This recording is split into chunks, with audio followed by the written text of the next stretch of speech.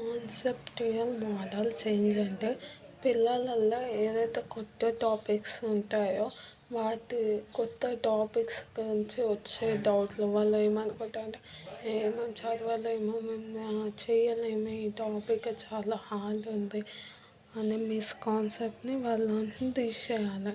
వాళ్ళకి ఫస్ట్ ఏం అర్థమయ్యిందో చూడాలి. అంటే వాళ్ళ ఎక్స్పీరియన్స్ వాళ్ళకున్న నాలెడ్జ్తోని ఫస్ట్ వాళ్ళకి ఏం అర్థమయ్యింది, వాళ్ళు ఏం అర్థం చేసుకున్నారు, వాళ్ళు అర్థం చేసుకునే దాంట్లో ఇంకా కొద్దిగా అర్థం చేసుకునేది ఏదన్నా ఉందా లేదా అది మనం అర్థం చేసుకొని వాళ్ళకున్న ఏదైతే తప్పు ఉద్దేశం అంటే తప్పు ఆలోచన ఏదైతే ఉందో నేను ఇది చేయలేను నేను ఇది చదవలేను దాన్ని తీసేయడమే ఈ కాన్సెప్చువల్ మోడల్ చేంజ్ అంటారు.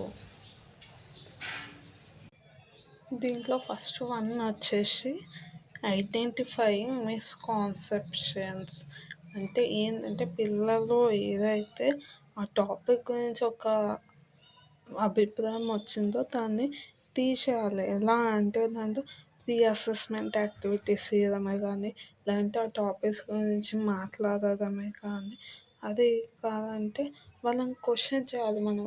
ఏంది అసలుకి మీకు ఏం అర్థమయ్యింది అంటే వాళ్ళని క్వశ్చన్ వేస్తే వాళ్ళు దానికి ఇచ్చే రెస్పాన్స్ని బట్టి మనకి వాళ్ళకి ఏం అర్థం కాలేదు అనేది అర్థమవుతూ ఉంటుంది.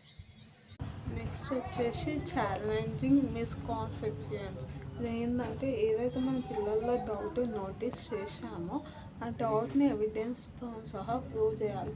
ఎలా అంటే ఒక వీడియో చూపిస్తూ ప్రూవ్ చేయడము లేదంటే ఎక్స్పెరిమెంట్ చేసి ప్రూవ్ చేస్తే వాళ్ళకున్న డౌట్ క్లియర్ అవుతూ ఉంటుంది.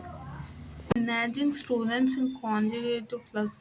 ఇక్కడ ఇది ఏంటంటే స్టూడెంట్స్కి ఉన్న ఒక పర్స్పెక్టివ్ ఏదైతే ఉందో ఎవిడెన్స్తో సహా ప్రూవ్ చేసి వాళ్ళకి ఆ టాపిక్ అర్థమైనప్పుడు చేసినప్పుడు వాళ్ళ టాపిక్ గురించి ఇంకా డీటెయిల్గా చదువుకొని వాళ్ళంటే వాళ్ళు మోటివేట్ అవ్వడమే కాకుండా వాళ్ళు రీవాల్యుయేట్ అంటే మనం చెప్పింది తప్ప కరెక్ట్ అని వాళ్ళంటే వాళ్ళు చెక్ చేసుకొని వాళ్ళు రివైజ్ చేసుకుంటారు.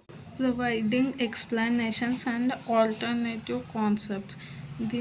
ఇది ఏంటంటే మనం ఏదైతే ఎక్స్ప్లెనేషన్ వాళ్ళకి ప్రొవైడ్ చేసామో ఒక్క ఎక్స్ప్లెనేషన్ పైన డిపెండ్ కాకుండా ఇంకా వాళ్ళకి ఏమైతే తెలుసో వీటితో వాళ్ళు చూసుకోవడము ఇంకా ఆ వేలో థింక్ చేయడంతో ఇంకా పిల్లల్లో అండర్స్టాండింగ్ అంటే వాళ్ళకున్న నాలెడ్జ్ని పెంచుకునే అంత ఉంటుంది. వాళ్ళ అక్యురసీలో ఒక చేంజ్ అనేది వస్తుంది.